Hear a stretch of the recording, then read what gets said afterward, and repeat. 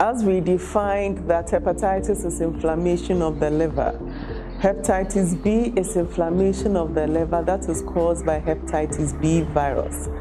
Now, how do one get hepatitis B? I'll start from a pregnant woman who has hepatitis B.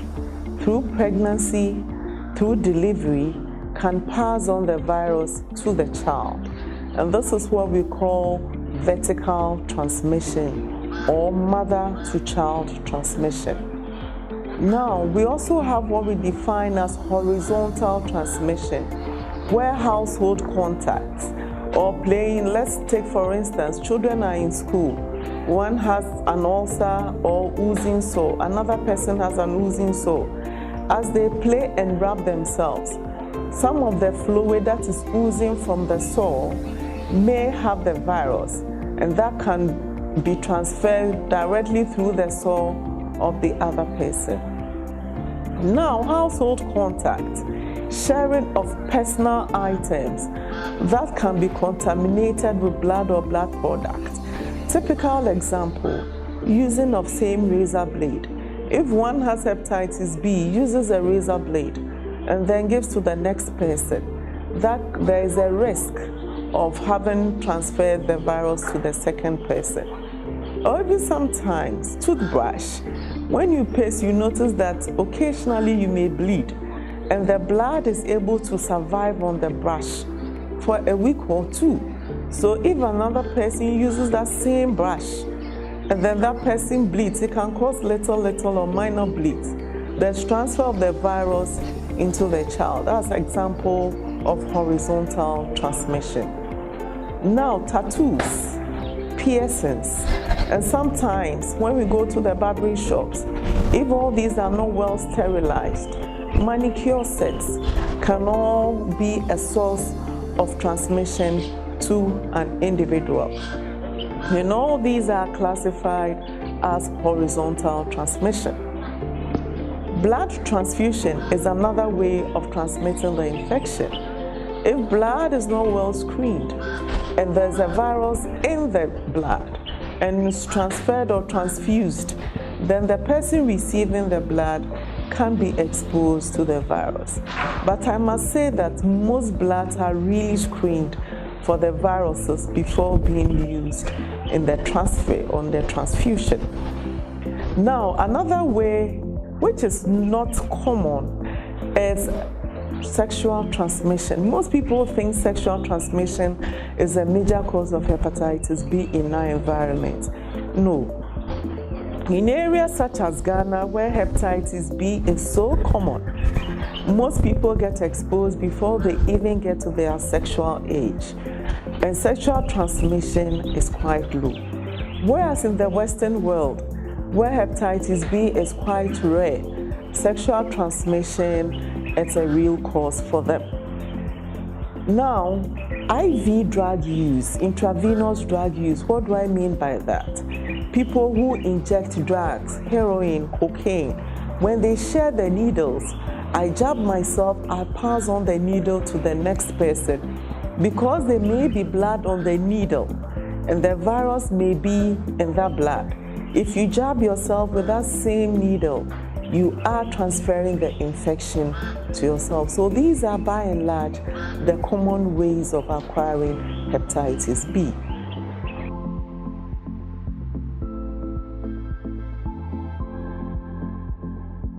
So how will somebody with hepatitis B present?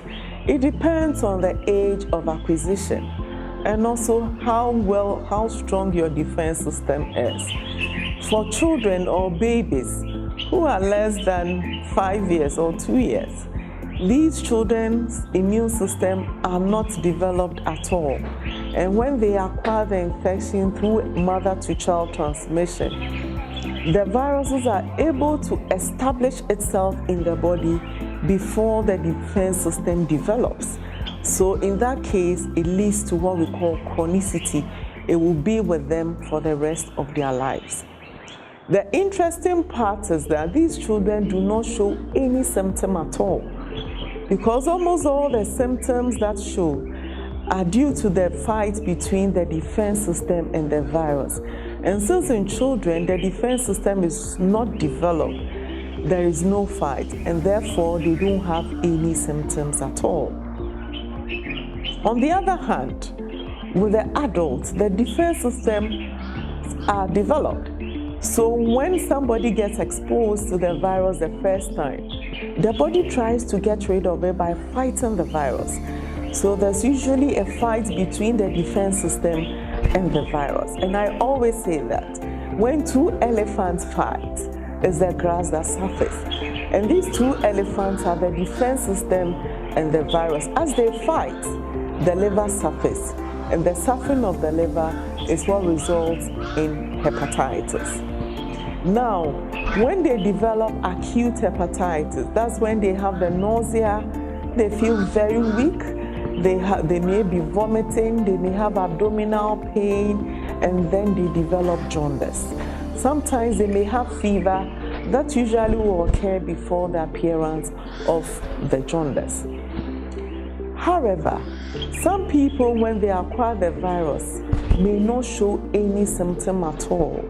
We call them asymptomatic carriers. Those who develop the acute hepatitis in adulthood tend to clear the infection. However, there's a small percentage of people who may develop what we call fulminant hepatitis. That's a severe form of the disease, and sometimes can lead to death, or sometimes may require liver transplantation.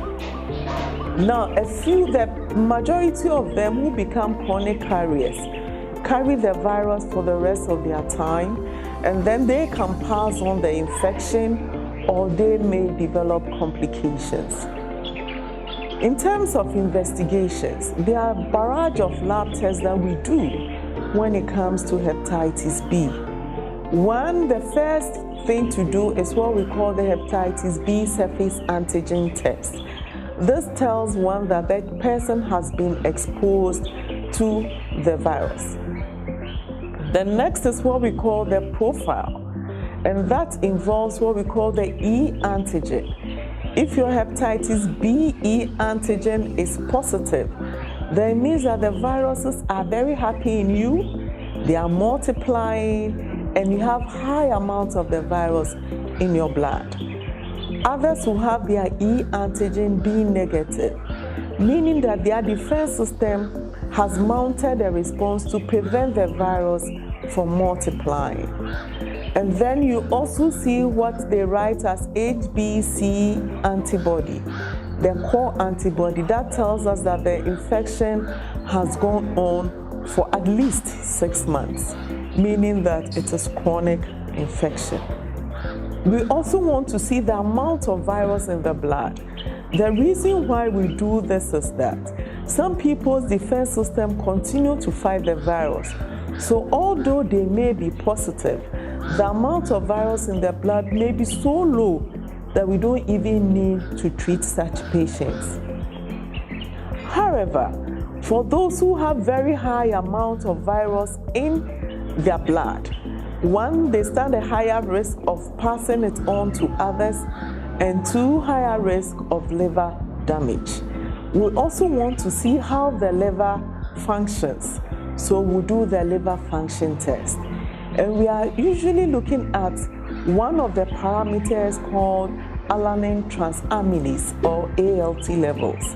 If ALT levels are very high and you have high viral load, the ALT reflects that there's inflammation, a serious fight going on in the body, and therefore we need to intervene by giving medications. As part of the investigations as well, we do abdominal ultrasound scan, popularly known as video of the abdomen or scan of the abdomen. It tells us how the liver looks. If there has been any complication within the liver, it may be able to pick it up. One of the complications, or the most feared complication of hepatitis B, is liver cancer. So what we do is that if there's any liver cancer, the scan may be able to pick it up. And in addition, we do the test called the alpha fetoprotein. And if this is very high, it's an indication that the person may have developed liver cancer.